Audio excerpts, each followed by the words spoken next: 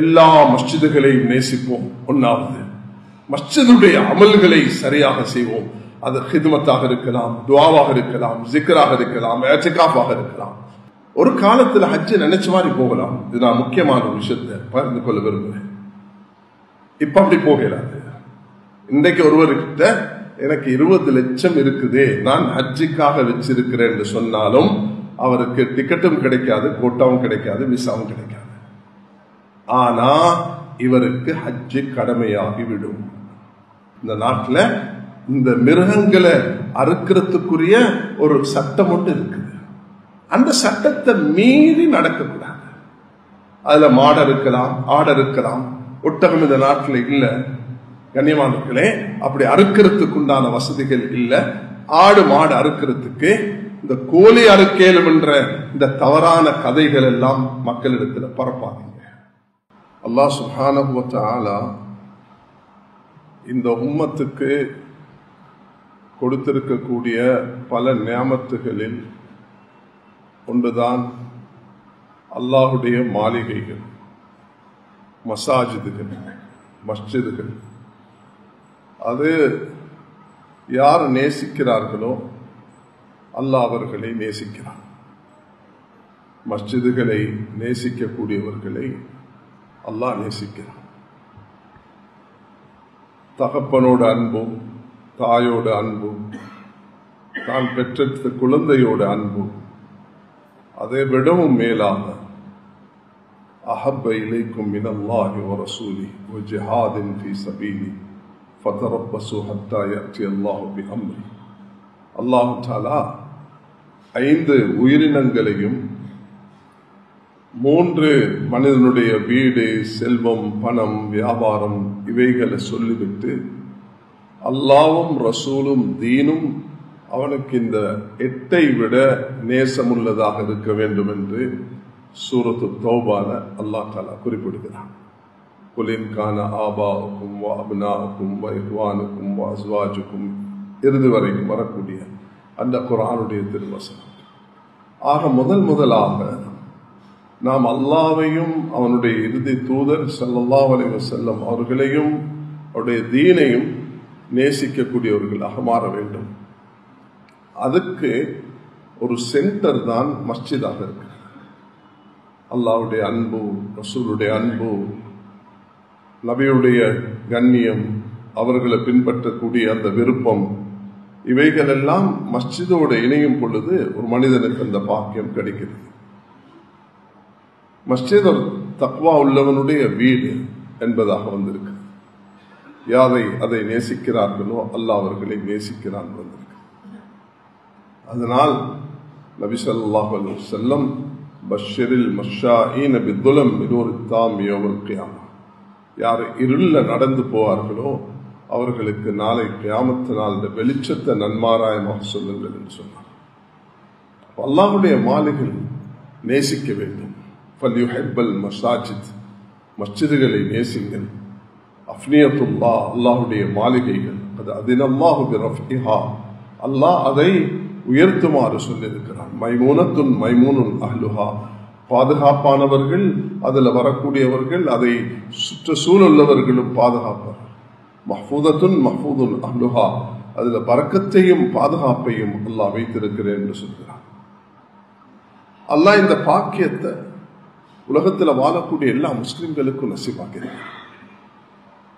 காபத்துல்லாக்கு போறது என்பது குறிப்பிட்ட மக்கள் தான்.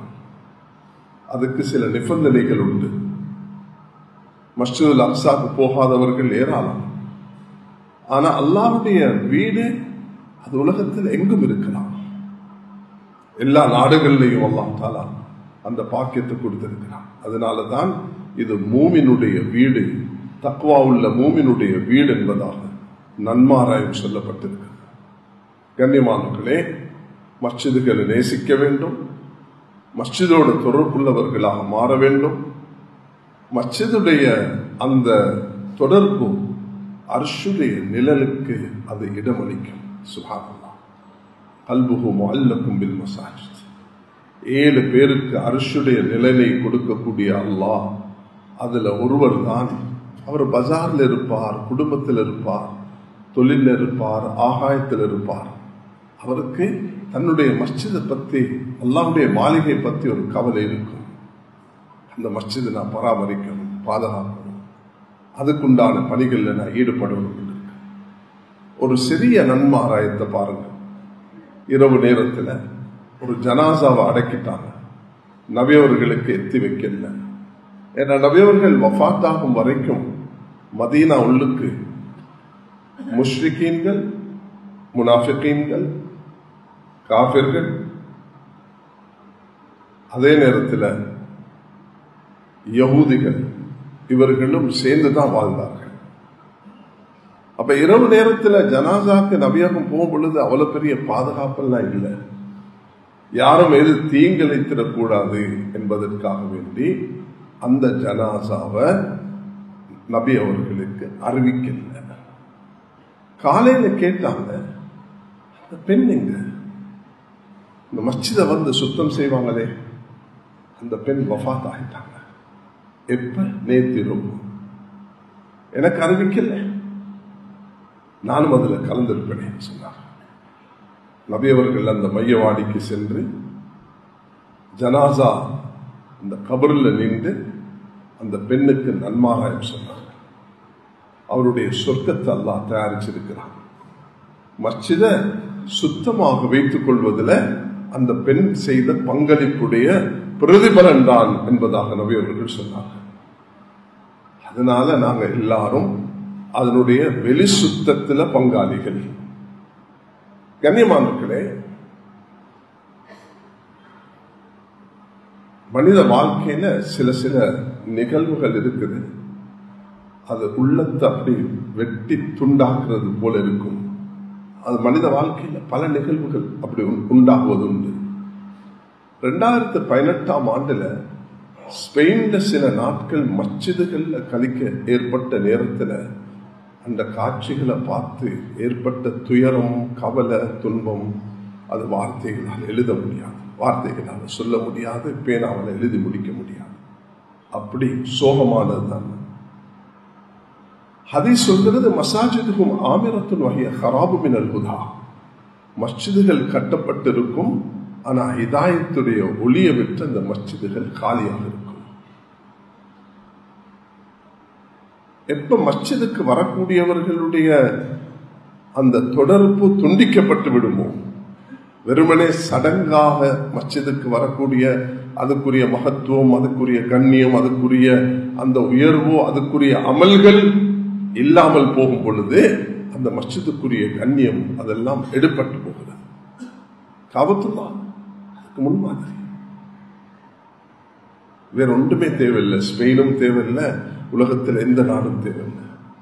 600 years, 600 வருடங்கள் ஒரு நபியுடைய வருகை இல்லாத காரணத்தினால ஈசா அலைஹிஸ்ஸலாம் உயர்த்தப்பட்டு நபி அவர்களுடைய வருகைக்கும் இடைப்பட்ட காலம் அந்த 600 years. 600 வருடத்துல சிலைகளை கொண்டு நிரப்பி ஜினா கூட மஸ்ஜிதுல்லுக்கு செஞ்சாங்க. அதுக்கு தண்டனையாகத்தான் அல்லாஹ் சிலைகளாக அவர்களை மாற்றினான். அந்த சிலைகளை கொண்டு போயிட்டு தான் பிற்காலத்தில் அதை வணங்க ஆரம்பிச்சு சஃபா மர்வால வச்சிருந்தார்கள். சஃபா மர்வால சிலைகளை, எந்த சிலைய மஸ்ஜிதுல்லுக்கு நிர்வாணமாக ஷைத்தான் தவாப் செய்ய வைத்து அவர்களை அந்த கோலத்துக்கு ஆளாக்கி விபச்சாரத்தில் ஈடுபடுத்த வச்சு அல்லாஹ்வுடைய மாளிகை என்று பார்க்காம தண்டனையை பெற்று அதுக்கு பிறகு அவர்களுக்கு கிடைச்ச சோதனை மிச்சம் பயங்கரமானது.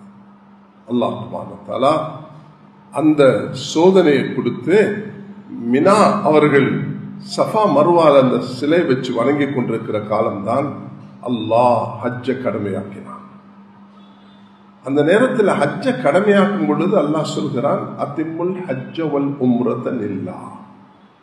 அல்லாஹ்வுக்காக ஹஜ்ஜையும் உம்ராவையும் நிறைவேற்றுங்கள் என்று சொல்கிறான். பாருங்க, இந்த வசனம் கட்டளையுடைய வசனம். நான் அடுத்து ஓதக்கூடிய ஆயத்தை பாருங்க. இன்ன ஸஃபா வல் மர்வத மின் ஷஆயிரில்லாஹ். ஸஃபா மர்வா இது அல்லாஹ்வுடைய அத்தாட்சிகள் உண்டு. ஃபமன் ஹஜ்ஜல் பைத அவ் அத்தமர, யார் ஹஜ் உம்ரா செய்கிறார்களோ ஃபலா ஜுனாஹ அலைஹி அய்யத்தவஃப பிஹிமா, அவர்கள் மீது எந்த தவறும் குற்றமும் இல்லை, இதுல அவர்கள் அந்த கடமை நிறைவேற்றுவது என்று அல்லாஹ் சொல்றார். அது என்ன இங்க தவாஃப் செய்யுங்க என்று கட்டளை பிறப்பிக்கிறான்.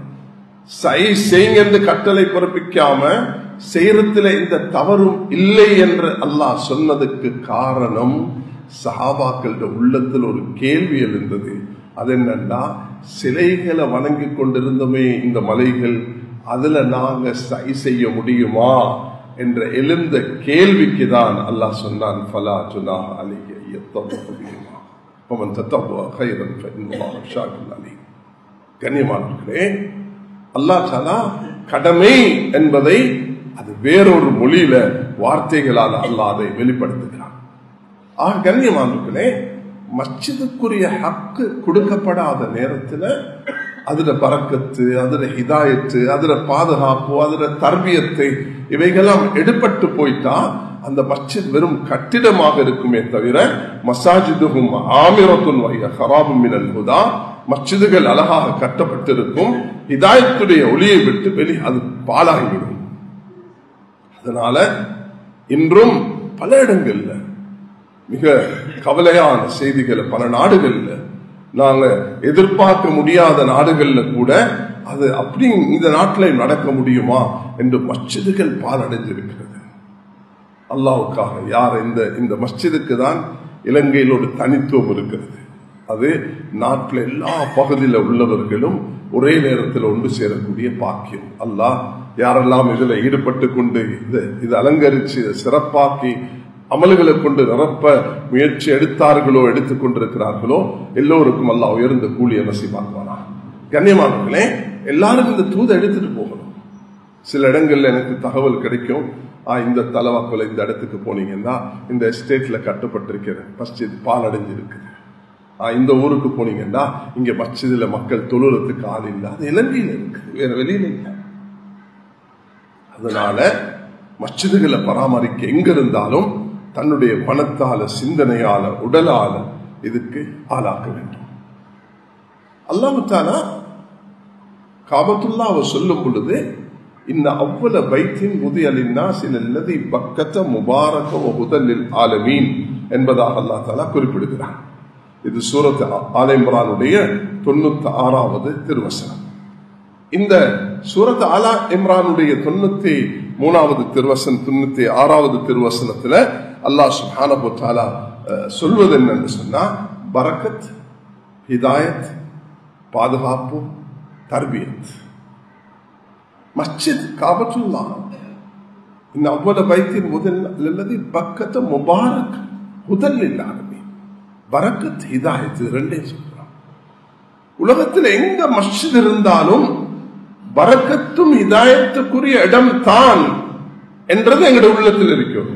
அது காபத்துல்லா மட்டுமல்ல, உலகத்தில் எந்த இடத்துல மஸ்ஜித் இருந்தாலும் அது பரக்கத்துக்குரிய இடம், பாதுகாப்புக்குரிய இடம், அது ஹிதாயத்துக்குரிய இடம். பல மனிதர்களை பார்த்திருக்கிறோம் வெளிநாடுகள்ல, அவர்கள் மஸ்ஜிதுக்கு சும்மா வந்துட்டு போவாங்க. அந்த இபாதத்தை பார்த்துட்டு கலிமா சொன்னவர்கள் ஏராளம். அந்த தாலீமுடைய மஜ்லிஸ்கள் அமரும் பொழுது, பயான்களை கேட்கும் பொழுது அந்த மஸ்ஜிதுடைய சூழல் அப்படியே ஒரு அல்லாஹ் மலக்குமார்களை கொண்டு நிரப்பி இருக்கிறான். அதனாலதான் எங்கட மேனில நறுமணம் பூசுறது போல நாங்க இத செய்ய ஆரம்பிக்கணும். நல்ல புகூர்கள் கொண்டு மஸ்ஜிது மணந்து கொண்டிருக்கணும். அது சவுதியில எல்லாம் பாக்குறீங்க, பல நாடுகள்ல பாக்குறீங்க. மஸ்ஜிதுகளை அதுக்குண்டே ஆள் வச்சிருக்கிறான். எதுக்கு? அது சந்தனத்தை பக்திய அது காப்பட்டதுகளுக்கு பாதுகாப்பு இல்லாத விதத்துல நறுமணம் வரக்கூடிய விதத்துல மஸ்ஜிதை ஆக்கி வைப்பது ரசூலுல்லாஹி அலைஹி வஸல்லம் அவர்கள் ஆர்வமூட்டின ஒரு முக்கியமான சுன்னத்தாக இருக்கிறது. அதை நாங்க மஸ்ஜிதுகள்ல செஞ்சு வரணும். நிச்சயமாக அதுல போகும் பொழுது அதுல ஒரு நறுமணம் வர வேண்டும்.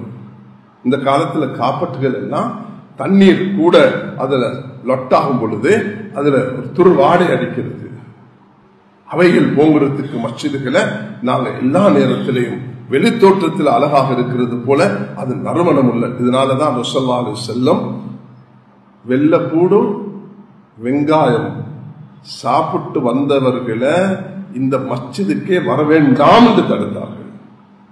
மஸ்ஜிதுல்லுக்கே நாங்க வெங்காய சம்பள போட்டு சாப்பிட்டா என்ன நியாயம் இருக்கும்? அதை அவிச்சு அது கறியாக மாறிட்டா பிரச்சனை இல்லை. அதை பச்சையாக வெட்டி மஸ்ஜிதுல்லுக்கு வச்சு சாப்பிடுறதுன்றது மிக வெறுக்கத்தக்க ஒரு செயலாக இருக்கும். அது முழுதாக தவிர்த்து கொள்ளப்பட வேண்டும். அது சாப்பிட்டு முடிஞ்சவர் சாப்பிட்டு கொண்டிருக்கல, சாப்பிட்டுட்டு அந்த வாடையோட வரக்கூடியவர்கள் அவர்கள விஷயத்தில் ஸல்லல்லாஹு அலைஹி வஸல்லம் சொன்ன எச்சரிக்கைதான். அதனால கண்ணியமானவர்களே, அல்லாஹ்வுடைய மாளிகை என்ன போல என் பெட்ரூம் விடும் எனக்கு நேசம் உள்ளதாக இருக்கும். அல்லாஹ்வுடைய மாளிகை அப்பதான் அல்லாஹ்வும் எங்களோட நேசம் உள்ளவனாக மாறுவான். மன் அலிஃப அலிஃபஹுல்லாஹ், யார் மஸ்ஜித அந்த உள்ளத்தை லைக்க வைப்பார்களோ அல்லாஹ்வும் அவர்களோடு லைக்க வைப்பார். நீ என்ற காதாக கண்ணாக ஆகிவிடுவேன் என்று அல்லாஹ் சொல்றது போல அல்லாஹ் ரப்பல் இஸ்ஸத் பார்க்கக்கூடிய கண்ணாக காதாக நடையாக அல்லாஹ் ஆகிவிடுவான். அந்த நிலைமைய மஸ்ஜிதோடு இணைஞ்சு அடைய முயற்சி எடுக்க வேண்டும். மக்காலிருந்து மதீனாக்கு போனதுக்கு பிறகு ரசூலுல்லாஹி அலைஹி வஸல்லம் 4 பிரதான விஷயங்களை மஸ்ஜிதுகளில் செஞ்சார்கள். தயவு செய்து இதை உள்ளத்தில் பதிய வைங்க. இதுதான் என் வாழ்க்கையில குறிக்கோளாக மஸ்ஜிதுக்கு இருக்கணும் என்பது அது என் இலக்காக இருக்கணும். மஸ்ஜிதுல ஹிதமத் நடக்கும் அப்படின்னா இந்த பெண்மணி மஸ்ஜிதுக்கு ஹிதமத் செஞ்சா, வெளியில் உள்ளவங்களுக்கு அல்ல. மஸ்ஜிதில் உள்ள சுத்தத்தை அவர் அப்புறம் துப்புரமாக வச்சு கொண்டதே அதுக்கு சொர்க்கத்துக்கு நன்மாராயம். மஸ்ஜித் என்ன செய்யணும்னா அக்கம் பக்கத்தில் உள்ள கஷ்டமானவர்களை கவனிச்சு கொள்ளணும். ஹிதமத் இது மஸ்ஜிதுக்குள்ள ஒரு அடிப்படையான விஷயம். ரசூலுல்லாஹி அலைஹி வஸல்லம் மதீனால இந்த ஃபேன் சுத்துது இல்லையா, ஒரு இந்தியாவில் வாழ்ந்த பெரிய ஒரு ஆலிம் சொல்றாங்க, இந்த ஃபேன் சுத்துறதுக்கும் நபியுடைய காலத்துல ஒரு ஆதாரம் இருக்குது. அந்த உஸ்தாத் கிட்ட கேட்ட நேரம் அவங்க சொன்னாங்க, மதீனா வாசிகள் முதல் ஈச்சப்புல அந்த குறிச்ச அப்படி மரத்திலிருந்து எடுத்த உடனே முதலாவது மஸ்ஜிதுல வந்து தொங்க வைப்பாங்க. எப்படி இந்த ஃபேனால மனிதனுக்கு ஒரு நலவு கிடைக்குதோ அந்த பேரிச்ச பழத்தால ஒரு நலவு கிடைச்சிச்சு. அப்ப மஸ்ஜிதுல வந்து அந்த தொங்க வச்சார்கள். அந்த சஹாபாக்கள் அதை கொண்டு அனுபவிச்சார்கள். கண்ணியமானவர்களே, மஸ்ஜிதுல வந்து கஷ்ட நஷ்டம் சுப்ஹானல்லாஹ். சஹாபாக்கள் இமாம் சுயூத்தி ரஹ்மத்துல்லாஹி சொல்கிறார்கள், 80 400 வரைக்கும் சஹாபாக்கள் எண்ணிக்கையில கூடிடுவாங்க. அப்ப நபியவங்க வீடுகளுக்கு பங்கிட்டு கொடுப்பாங்க. எடுத்துட்டு போங்க எடுத்துட்டு போங்க எடுத்துட்டு போங்கன்னு சொல்லக்குள்ள அப்படி எடுத்துட்டு போன ஒருவர் தான் தன் வீட்டுல தன் பிள்ளைக்கு வச்ச சாப்பாட விளக்கு அணைக்கிற போல அணைச்சிட்டு அந்த விருந்தாளிக்கு கொடுத்த அல்லாஹ் பாராட்டுகிறான். தனக்கு தேவை இருந்தும் வந்த விருந்தாளியை கௌரவித்தாரே என்று அல்லாஹ் அவரை பாராட்டுகிறான். அதனால மஸ்ஜித் மக்களுடைய கஷ்ட நஷ்டம், மனிதாபிமானம் என்று வரக்கூடிய நேரத்தில் யூதன், கிறிஸ்தவன், பௌத்த, இந்து, மனிதன் அது நாயாக இருந்தார்.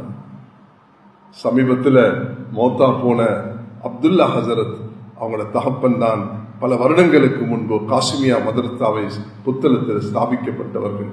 அந்த அப்துல்லா ஹசரத் அவர்கள் இந்த கோவிட் காலத்துல சில மாமிசங்கள் எடுத்துட்டு போயிட்டு ரோட்ல அவதிப்படக்கூடிய அந்த நாய்களுக்கு கொடுத்த காட்சி அது வைரலாக இருந்தது.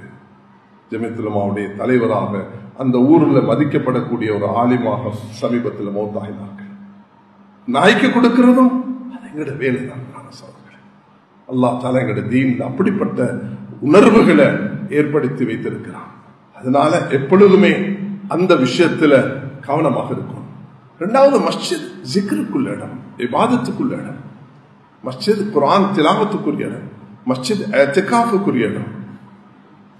கண்ணியமானவர்களே, இதை நாங்க செய்து வர்றது போல மஸ்ஜிதுல மார்க்கம் படிச்சு கொள்ளணும்.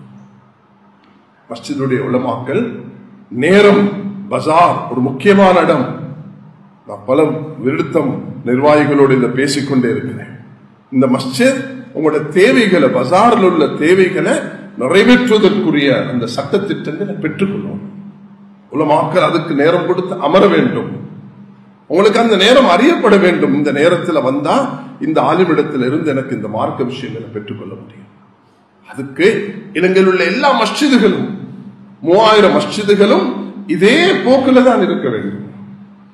அது சின்ன பெரிய மஸ்ஜித் இல்ல, தன்னால எது முடியுமோ அக்கம் பக்கத்துல கவனிச்சு கொள்றது, ஜிக்கர் இபாதத் இஅ்திகாஃப்ல இருக்கிறது. அதே நேரம் சிறந்த அல்லாஹ்வுடைய தூதை உலகத்துக்கு எத்தி வைக்கும், இந்த நாட்டு மக்களுக்கு எத்தி வைக்கும், இந்த முஸ்லிம்களுக்கு எத்தி வைக்கும் நல்ல சிறந்த தாய்களை உருவாக்குவதுதான் மஸ்ஜிதுடைய ஆகப்பெரிய பொறுப்பாக இருக்கிறது. நிர்வாகிகள், உலமாக்கள், ஊர் மக்கள் எல்லாரும் சேர்ந்து கவனம் செலுத்த வேண்டிய மஸ்ஜிதுல ஆக முக்கியம். அதுல ஒரு சிறிய பகுதி தான் இந்த சகவாழ்வு என்பது. சகவாழ்வு அதுல சேருகிறது. மஸ்ஜிதுக்கு வருவாங்க, போவாங்க. முஸ்லிம்களும் வர்றது போல அந்நியர்களும் வருவாங்க. அதுல சில ஒழுங்குகளை நாங்க எல்லாரும் எந்த மார்க்கத்தையும் நாங்க பின்பற்ற மாட்டோம். நாம அல்லாஹ்வுடைய தீனை தான் பின்பற்றோம். ஏகத்துவம், இறுதி நபித்துவம், ஆகிரத், இதுதான் எங்களுடைய உள்ளத்தில் உள்ள நம்பிக்கை. மஸ்ஜிதுகளும் அதை தான் செய்யும். எப்பொழுதுமே அந்த அடிப்படையில தான் நாங்கள் வாழ்ந்து வர்ணிக்க வேண்டும். கண்ணியமாக மேலான சகோதரர்களே, லக்கும் தீனுக்கும் வலிய தீன் லா இக்ராஹ ஃபித்தீன். எங்களோட மார்க்கத்தில் யாருக்கும் பலவந்தம் கிடையாது. யாரும் வந்து சொன்னா நாங்கள் ஜும்மா கொத்துபாவை கேட்கணும், அதுக்கு ஒரு புட்டுவத்தை ஏற்பாடு செஞ்சு அவர் ஒரு ஓரத்தில் உட்கார வைப்போம். அவர் அதை கேட்டுட்டு போகலாம், ஒரு பிரச்சனையும் இல்லை. ஆனா யாருக்கும் எங்கட வணக்கத்தை நீங்க செய்யணும் நாங்க சொல்ல மாட்டோம். நாங்க அறுத்த மாமிசத்தை நீங்க சாப்பிடணும் நாங்க சொல்ல மாட்டோம். எங்கட வணக்க வழிபாடுகள், எங்கட வணக்க வழிபாடுகளை நீங்க வந்து பார்க்கலாம் தாராளமாக. அதை நாங்க வரவேற்போம். அதுக்கு மக்கள் எல்லாரும் ஒன்று சேர்ற நேரத்தில் அதையும் செய்ய போனோம்னா அது சிரமமாக இருக்கும்.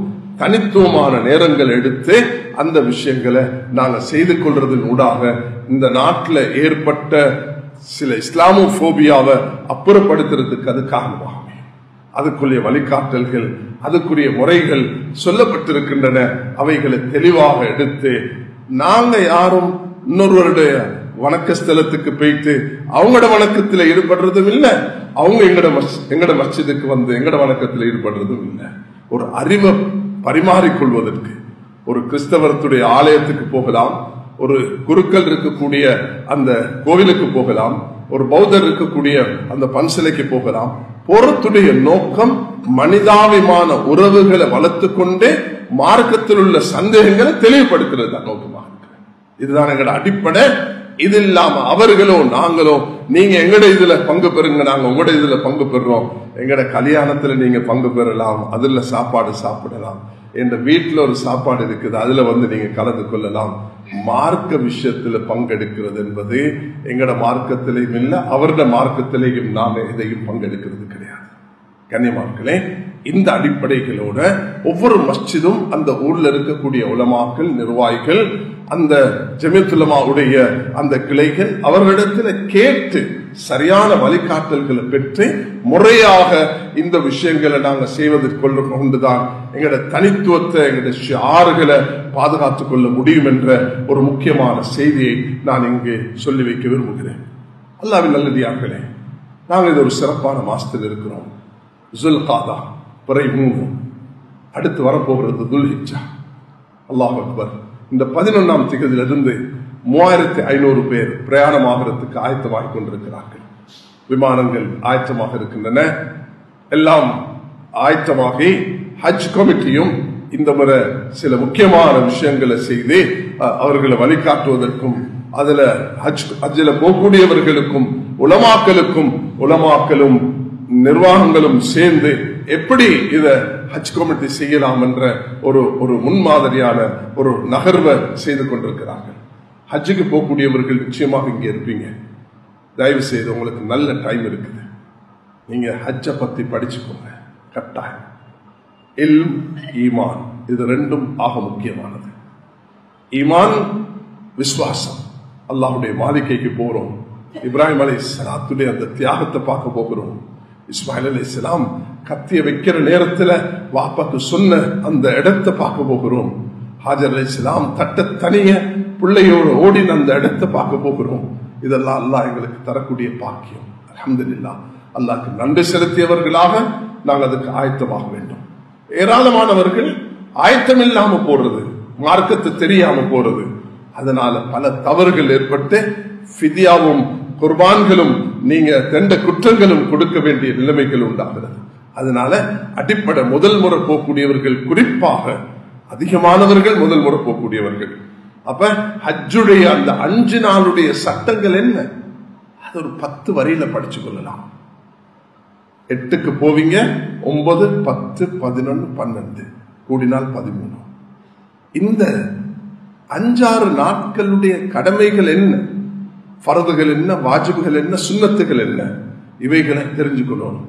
உம்ரா இஹ்ராம் அணிந்தோம், 7 தவாஃபை செய்தோம், அதை நறுமணங்கள் மற்றவற்ற தவிர்க்கப்பட்ட விஷயங்களை தவிர்த்து கொண்டோம், செய்ய முடிச்சோம், முடியறைக்கணும், உம்ரா முடிந்து விட்டது. ஹஜ்ஜுக்கு சில கடமைகளும் வாஜிப்களும் சுன்னத்துகளும் இருக்கின்றன. அவைகளை கற்றுக்கொண்டு சிறப்பாக இந்த நாட்டுடைய தூதர்களாக நீங்க பயணிக்க வேண்டும் என்பதை நான் மனமாற துஆ செய்வதுடன் நாங்கள் எல்லாரும் உங்களுக்கு வாழ்த்துகிறோம், அல்லாஹ் இடத்துல மன்றாடுகிறோம். அல்லாஹ் இந்த சஃபரை உலகத்துக்கு சாந்தியும் சமாதானமும் ஐக்கியம் ஒற்றுமை கொண்டு வரக்கூடிய ஹஜ்ஜாக அல்லாஹ் தஆலா ஆக்கி வைக்க வேண்டும் என்று நாம் எல்லோரும் உள்ளத்தால பிரார்த்திக்க கடமைப்பட்டிருக்கிறோம். கண்ணியமானவர்களே, ஒரு காலத்துல ஹஜ்ஜை நினைச்ச மாதிரி போகலாம். இது நான் முக்கியமான ஒரு விஷயத்தை பகிர்ந்து கொள்ள விரும்புகிறேன். இப்ப அப்படி போகிறாரு. இன்றைக்கு ஒருவர்கிட்ட எனக்கு 20 லட்சம் இருக்குது, நான் ஹஜ்ஜுக்காக வச்சிருக்கிறேன் என்று சொன்னாலும் அவருக்கு டிக்கெட்டும் கிடைக்காது, கோட்டாவும் கிடைக்காது, விசாவும் கிடைக்காது. ஆனா இவருக்கு ஹஜ்ஜு கடமையாகிவிடும். ஒருவரிடத்துல கேஷ் 20 லட்சம் பணம், தந்த சொந்த பணம், அது சேவிங்ல 5 லட்சம், முதலாக 15 லட்சம், இது இருந்தா இவர் மீது ஹஜ்ஜு கடமையாகிவிடுகிறது. இவருக்கு எவ்வளவு துரிதமாக ஹஜ்ஜு செய்யலுமோ செய்யணும். ஒரு சொந்த வீட்டுக்கு பணம் ஒன்று ஒரு மனிதன் சேகரிச்சு வைக்கலாம், அதுவும் பெரிய மாளிகை அல்ல. ஒரு சொந்த வீடு ஒன்று இருக்குது, அந்த வீட்டுல ஒரு பகுதியை கொடுத்தா இவருடைய வாழ்க்கைக்கு எந்த பிரச்சனையும் இல்லை. அந்த ஒரு பகுதியை மட்டும் 20 லட்சத்துக்கு விற்கலும் உண்டாலும் இவருக்கு ஹஜ்ஜு கடமையாகும். பணம் இருக்குது, முதல் இருக்குது, அவருக்கு அதுக்குரிய தொகை இருக்குது சொன்னா, வாடகை வீட்டுக்காக ஒருவர் 50 லட்சத்தை வச்சிருக்கிறார், அவர் வாங்கிடணும், வாங்கிட்டார், அவருக்கு ஹஜ்ஜு கடமையாகும். அது இல்லாம இவர் பணத்தை சேகரித்து வைத்திருக்கிறார். 20 லட்சம் இந்த காலத்துல 19, 20, 21 லட்சத்துல இருந்து ஆரம்பிக்கிறாங்க. 21 லட்சம் அது போக வீட்டுக்கு இந்த ஒரு மாசத்துக்கு செலவுக்கு கொடுக்கறதுக்கு வசதியும் ஒருவர்கிட்ட இருந்தா ஹஜ்ஜி கடமையாகும். ஏன் இதை சொல்றீங்கன்னா, நான் ஏன் இதை சொல்கிறேன்னா, நீங்க அடுத்த வருஷத்துக்கு இப்பே ஆயத்தமாகலாம். என்னன்னா அடுத்த வருஷம் உங்களுக்கு இதுதான் செய்யுங்க என்று சொன்னா நீங்க ஆயத்தமாக மாட்டீங்க. ஆனா இங்க உள்ள எல்லாரும் அல்லாஹ் கிட்ட சொல்லலாம், இந்த வந்திருக்கக்கூடிய ஆயிரக்கணக்கான முஸ்லிம்கள் இந்த ஜும்மால சொல்லலாம், யா அல்லாஹ், நான் வார வருடம் ஹஜ்ஜுக்கு போக நியத்து வைக்கிறேன், நீ என்ன அனுப்பி வை என்று சொல்லி இடையில மௌத் ஏற்பட்டால் இஹ்ராமுடன் அவர் எழுப்பாட்டப்படுவார், எந்த சந்தேகம் இல்லை. லப்பைக் அல்லாஹும்ம லப்பைக் என்று சொன்னவர்களுடைய கூட்டத்தில் அல்லாஹ் அவரை நிச்சயமாக எழுப்பாட்டுவார். அதனால இந்த அடிப்படைகளை நாங்கள் விலகிக் கொள்ள வேண்டும்.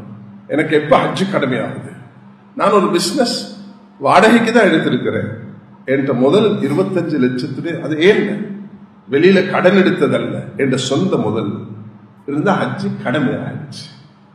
எவ்வளவு துரிதமாக செய்யணுமோ செய்யலாம், எவ்வளவு துரிதமாக.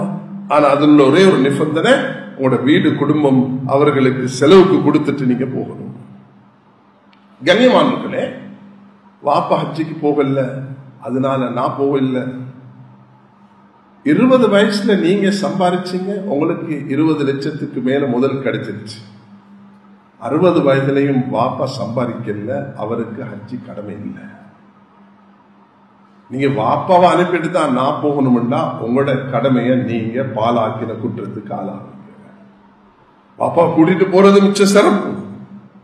பாப்பாக்கு கடமையாண்டு பாருங்க, உம்மாக்கு கடமையாண்டு பாருங்க. அல்லாஹ் உங்களுக்கு வசதியை தந்து அதை உங்களுக்கு செய்யலும்னா மிச்ச சிறப்பாக இருக்கும். இதை உலமாக்கள் மிக விரிவாக பேசியிருக்கிறாங்க. இந்த அனைத்து மசாயல்களையும் சொல்லக்கூடிய நேரம் அல்ல. இது உலமாக்களிடத்தில் இருந்து இந்த விஷயங்களை பெற்றுக்கொள்ளணும். நான் இந்த ஒரு விஷயத்தை தான் வலியுறுத்தி சொல்ல விரும்புகிறேன். யார் மீது ஹஜ்ஜு கடமையாக விடுகிறதோ அதை நீங்க இன்னும் எங்களிடத்தில் கேட்டு தெளிவு பெற்றுக்கொண்டு அடுத்த வருஷத்துக்கு ஆயத்தமாகுங்க என்றுதான் உங்களுக்கு நான் உற்சாகப்படுத்துகிறேன். யாருக்கு கடமையாகிட்டோ அவர் தாமதிச்சு கொண்டு இருக்க கூடாது. எந்த வகையில என்ற தொழில கொஞ்சம் நான் அட்ஜஸ்ட் பண்ணிக்கொண்டு என்ற முதல எடுத்துக்கொண்டு நான் என் குடும்பத்துக்கும் செலவை கொடுத்துக்கொண்டு நான் இந்த ஹஜ் எப்படி முடிச்சு கொள்ளலாம் தாமதம் இல்லாம என்ற இந்த பார்வையை பார்க்க வேண்டும் என்பதற்காக தான் இதை நான் உங்களுக்கு சொல்ல விரும்புகிறேன். அடுத்தது கண்ணியமானவர்களே, குர்பான் வரப்போகிறது. இன்றைக்கு 3 பிற என்று சொன்னா அடுத்த மாசத்துக்குள்ள நாங்க குர்பானுக்குரிய எல்லா ஏற்பாடுகளும் செய்து கொள்ளணும். அப்பதான் அதுக்குரிய சிறப்பாக இருக்கும். அப்ப யார் மீது இந்த சுன்னமாக்கதா வலியுறுத்தப்பட்ட கட்டாயமான ஒரு சுன்னத்தை தான் குர்பான் கொடுக்குது. இந்த நாட்டில் ஒரு காலத்துல நிம்மதியாக மக்கள் இதை செஞ்சு கொண்டிருந்தாங்க. 10-12 வருஷத்துக்கு முதல் பலத்த சோதனைகளை முகம் கொடுத்தோம். அல்ஹம்துலில்லாஹ் இப்ப ஒரு சுமூகமான நிலைமை இருக்குது. என்ன இருந்தாலும் அனிமல் ஸ்லாட்டரிங் ஆக்ட் ஒன்று இருக்குது இந்த நாட்டில். இந்த மிருகங்களை அறுக்கிறதுக்குரிய ஒரு சட்டம் ஒன்று இருக்குது. அந்த சட்டத்தை மீறி நடக்கக்கூடாது. அதுல மாடு அறுக்கலாம், ஆடு அறுக்கலாம். ஒட்டகம் இந்த நாட்டில் இல்ல கண்ணியமானவர்களே. அப்படி அறுக்கிறதுக்கு உண்டான வசதிகள் இல்ல. ஆடு மாடு அறுக்கிறதுக்கு இந்த கோழி அறுக்கேலும் என்ற இந்த தவறான கதைகள் எல்லாம் மக்களிடத்தில் பரப்பாதீங்க. ஆடு மாடு ஒட்டகங்கள் இந்த 3க்குரிய அந்த வயது எல்லையோடு தான் குர்பான் எல்லாம் கொடுக்க முடியும். அது இல்லாம மற்றது நீங்க கோழி அறுத்து கொடுத்தா அது ஒரு தர்மமாக இருக்குமே தவிர அது உதவியாவாக இருக்க மாட்டாங்க. இந்த விஷயங்களை தெரிஞ்சு கொண்டு இப்ப இருந்தே உங்களோட அந்த பெருநாள் வரும் பொழுது, பெருநாள் அன்று யமுன் நஹர், அதுக்கு இன்னா அத்தைனா கல் கௌசர் ஃபஸல்லி ரப்பிக வன்ஹர். அந்த யமுன் நஹர் 10ஆம் பிற குர்பான் உடைய நாள், நஹருடைய நாள். அந்த நாள் 11, 12, 13 இந்த 4 நாள் செலவு போக ஒரு ஆடுக்கு என்ன விலையோ 7 மாடுகள்ல இருந்து ஒரு பகுதி எடுத்தால் என்ன தொகையோ அந்த பணம் ஒருவரிடத்தில் இருந்தால் அவருக்கு இது கொடுப்பது கட்டாயமான சுன்னத்தாக. கட்டாயமான சுன்னத்தாக. அதனால எனக்கு ஒரு ஆடு வாங்கி என் குடும்பம், நான் மனைவி 2 பிள்ளைகள் சின்ன பிள்ளைகள் இருக்கிறோம் என்று சொன்னா ஒரு 30,000க்கு ஒரு ஆடு வாங்கி எனக்கு கொடுக்கலும். ஒரு 30,000த்துல நான் அல்லது அதை விட கூட குறைய ஊருக்கு வித்தியாசப்படும். சில இடத்துல கொழும்புல கூட விலை குறையாக இருக்கும். அதே இடத்த நீங்க அம்மன் தொட்டிலையும் கிண்ணியாலையும் மூதூர்லையும் போயிட்டு கொடுத்தீங்கன்னா விலை குறைவாக இருக்கும். அப்ப ஊருக்கு உங்களோட அந்த சுன்னத்தான அமலை நிறைவேற்றிக் கொள்வதற்கு வித்தியாசமான சூழலை அல்லாஹ் தஆலா ஏற்படுத்தி தந்திருக்கிறார். தேவையின் நிமித்தம் இந்த விஷயம் சில மனிதர்கள் என்ன செய்கிறார்கள், ஒரு 2-3 மாடு அறுத்து அவர்களும் அந்த ஊருக்கு வறிய ஊருக்கு போய் அங்கிருந்து எல்லாம் நல்ல சிறப்பாக அறுத்து கொடுத்து மக்களோட மக்களாக பெருநாள் கொண்டாடக்கூடிய சில முக்கியஸ்தர்களை தனவந்தர்களை பார்க்கிறோம். மிக சிறப்பான ஆடம்பரத்துக்கல்ல, அது மக்களுக்கு கொடுக்கணும் என்பதற்கு. மக்களுக்கு கொடுக்க வரக்குள்ள இந்த மாங்காய் கொட்டை எப்படி பூமிக்குள்ள போய் தன்னை மறைச்சு கொண்டு வெளிப்படையாக மரத்தை உண்டாக்கி அந்த காய்களை காய்ச்சறதோ அது போலதான் நாங்க செய்யும் தர்மங்களை எவ்வளவு ரகசியமாக செய்து கொள்ள இயலுமோ அவ்வளவு ரகசியமாக. ஒரு அல்லாஹ் தஆலா பூமியை படைத்த நேரத்தில் மலக்குமார்கள் கேட்ட ஒரு கேள்விதான், நீண்ட கேள்வி.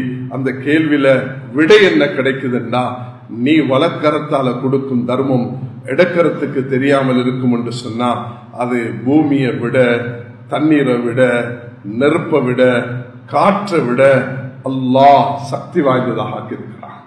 அப்படிப்பட்ட தர்மங்கள் மனித வாழ்க்கைக்கு சரியான புருஷனுக்கு தர்மம்.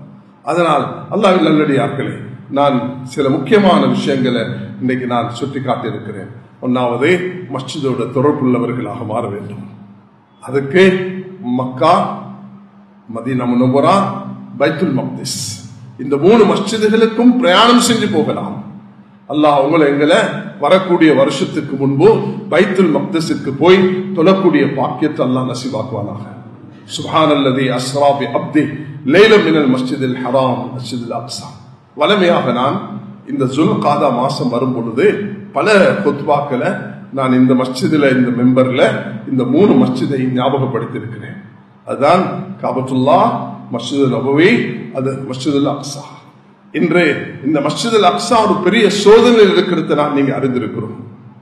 ஆயிரக்கணக்கான லட்சக்கணக்கான மக்கள் இறுதி நாட்களை எண்ணிக்கொண்டிருக்கக்கூடிய அளவுக்கு ஒரு சோகமான நிலைமை. இவ்வளவு முஸ்லிம்கள் வாழ்ந்து ஒன்று செய்ய முடியாத ஒரு வரலாறு அது இலங்கையில, உலகத்துல இப்படிப்பட்ட ஒரு சோதனை அது பார்க்கிறது கஷ்டமாக இருக்குது. ஒரு காலத்துல தாத்தாரிகளை பத்தி எழுதியிருக்கிறாங்க. ஆனா இப்படி கொடூரமாக கண்ணுக்கு முன்னுக்கு அல்ல அது நடந்தது. ஒவ்வொரு ஊருக்கு நடக்கிறது மறு ஊருக்கு தெரியாது. இன்றே அப்படி இருந்தும் ஒன்றும் செய்யலாத ஒரு நிலைமையில் இருக்கும் பொழுது அல்லாஹ் இடத்துல மன்றாட வேண்டும். இதுக்காக தனிமையில நேரம் செலுத்த வேண்டும். அல்லாஹ் இடத்துல துஆ கேட்க வேண்டும். அவருடைய மௌத்தானவர்களுக்காக வேண்டி தர்மங்கள் செய்து அல்லாஹ்வுடைய மஸ்ஜிதுகளை அலங்கரிக்க வேண்டும். மேலான சகோதரர்களே, இதை கொண்ட அந்த பாக்கியத்தை பெற்றுக்கொள்ள முடியும். ஆக சாரம்சமாக எல்லா மஸ்ஜிதுகளையும் நேசிப்போம். ஒன்னாவது, மஸ்ஜிதுடைய அமல்களை சரியாக செய்வோம். அது ஹித்மத்தாக இருக்கலாம், துஆவாக இருக்கலாம், ஜிக்ராக இருக்கலாம், இஅ்திகாஃபாக இருக்கலாம். அதே நேரத்தில் மஸ்ஜிதுடைய சட்டங்கள் அந்நியர்களை கொண்டு வரும் பொழுது எப்படி நடந்து கொள்ள வேண்டும் என்ற உலமாக்களூடாக அந்த விஷயங்களை, ஜமியத் உலமா உடைய சில வழிகாட்டல்களூடாக அதை தெளிவாக பெற்றுக்கொள்வோம். அதே நேரத்தில் சிறந்த தாய்கள், அல்லாஹ்வுடைய தீன உலகத்துக்கு முன்வைக்கக்கூடிய தாய்களை மஸ்ஜிதுகளூடாக தயாரிப்போம். இது ஒரு பகுதி. இரண்டாவது, ஹஜ்ஜுக்கு போகக்கூடியவர்கள் இப்பொழுது ஹஜ்ஜுடைய ஈமானிய பாடத்தை படித்துக் கொண்டு அத்தியாவசியமான சட்டங்களை படித்துக் கொள்ள வேண்டும் என்பதையும் நான் இங்கு வலியுறுத்தி சொல்ல விரும்புகிறேன். ஹஜ்ஜுக்கு வழி அனுப்பும் பொழுது அவர்களிடத்தில் உங்களுக்கு துஆ செய்வதோடு நீங்களும் ஹஜ்ஜுக்கு போகும் பொழுது நீங்க ஒரு மனப்பக்குவத்தோட அல்லாஹ் இடத்துல மன்றாடக்கூடிய நிலைமையில போய் கையை தூக்கும் பொழுது யாருடைய துஆவை அல்லாஹ் கபூல் செய்து இந்த நாட்டுக்கும் உலகத்துக்கும் அமைதியையும் சாந்தியையும் சமாதானத்தையும் அல்லாஹ் நிச்சயமாக கொண்டு வருவான் என்ற நம்பிக்கையோட நாங்க இவர்களை வழி அனுப்புவோம். இவர்கள் போய் சேர்ந்து விடுவார்கள். நாங்க இங்கே இருக்க போகிறோம். இந்த ஹஜ்ஜுடைய காலம் அதை இப்ப நாங்க முன்னோக்கி இருக்கிறோம். ஜுல்காதா அடுத்து வரப்போகிறது, ஜுல்ஹிஜ்ஜா. அந்த ஜுல்ஹிஜ்ஜா பிற கண்டு நாங்க ஷவ்வால 30 பூர்த்தி செய்தோம். ஜுல்காதாவுடைய 3வது புறையில் இருக்கிறோம். நாம் இந்த மாச கடைசியில அந்த வரக்கூடிய ஜுல்காதாவுடைய இறுதி 29ஆம் புறை அன்று நாங்க புரை பார்ப்போம். அங்கு தீர்மானிக்கப்படும் எங்களுடைய 10 நாட்கள் ஜுல்ஹிஜ்ஜாவுடைய அதனுடைய அமல்கள், அதனுடைய தௌபா, அதனுடைய இஸ்திக்ஃபார், அதெல்லாம் மிக சிறப்பானது. அதுக்கு இப்ப ஆயத்தமாகுவோம். அதோட குர்பான் யாருக்கு கடமையாக இருக்கிறதோ ஒவ்வொரு மஸ்ஜித் நிர்வாகிகளும் அந்தந்த ஊர்ல இந்த விஷயங்களை சிறப்பாக செய்யறதுக்கு முன்வர வேண்டும். அதுக்கு ஆயத்தமாக வேண்டும். அழகான சட்டங்களை மதித்து மக்கள் பல நூற்றுக்கணக்கான குர்பானிகள் இந்த நாட்டில் கொடுக்கிறார்கள். அதுக்கு ஒரு பெரிய தொகை பணத்தை செலவழிக்கிறார்கள். அது ஏழை எளியவர்களுடைய அந்த வீடுகளுக்கு போய் சேர வேண்டும். அதுக்குண்டான என்ன ஒரு குர்பான் கொடுத்துட்டு ஷாஃபி இமாம் அவர்களுடைய கூற்றின்படி ஒரு துண்டை தான் சாப்பிட்டுட்டா போதும், மற்ற எல்லாம் தர்மமாக கொடுக்கலாம். 3ஆக பிரிச்சு கொள்ளலாம். ஒரு பகுதி எனக்கு, ஒரு பகுதி இந்த குடும்பத்துக்கு, ஒரு பகுதி ஏழைகளுக்கு. ஆனால் ஒரு சின்ன பகுதியை சாப்பிட்டு முழுசாக கொடுக்கிறதுக்கும் அனுமதி இருக்கிறது.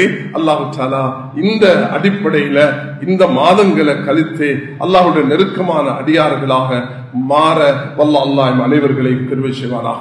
யா அல்லாஹ் எங்களுடைய தப்பு தவறுகளை மன்னிப்பாயாக, குற்றக்குறைகளை மன்னிப்பாயாக. உண்மையான மூமின்களாக வாழ்ந்து உண்மையான மூமின்களாக மரணிக்கு கிருபை செய்வாயாக. யா அல்லாஹ் எங்களுடைய மஸ்ஜிதுகளை அமல்களை கொண்டும் வெளி தோற்றத்தை கொண்டும் நறுமணங்களை கொண்டும் அலங்கரிக்கக்கூடிய பாக்கியத்தை எமக்கு நீ தருவாயாக. மஸ்ஜிதில் எந்தெந்த அமல்கள் நடைபெற வேண்டுமோ அந்த அமல்களை கொண்டு நீ எங்களுடைய மஸ்ஜிதுகளை அலங்கரித்து தருவாயாக. யா அல்லாஹ் ஸ்பெயினுக்கு உலக நாடுகள்ல மஸ்ஜிதுக்கு ஏற்பட்ட நிலைமைகள் எந்த காலத்திலும் எங்கும் ஏற்படாமல் நீ பாதுகாத்தருள்வாயாக. யா அல்லாஹ் போகக்கூடிய ஹாஜிகளுடைய ஹஜ்ஜை லேசாக்கி யா அல்லாஹ் இந்த நாட்டுக்கும் உலகத்துக்கும் தூதர்களாக இந்த வருடத்தை ஹஜ்ஜை நீ ஆக்கருள்வாயாக. இந்த நாட்டில் நாம் செய்யக்கூடிய எல்லா நல்ல அமல்களையும் இஹ்லாசுடனும் ஈமானுடனும் மார்க்க சட்டத்தையும் நாட்டு சட்டத்தை மதித்தே அனைத்து குர்பான் மற்ற அமல்களை செய்யக்கூடிய பாக்கியத்தை எம் அனைவர்களுக்கும் தருவாயாக. வாஹ் அல்ஹம்துலில்லாஹ்.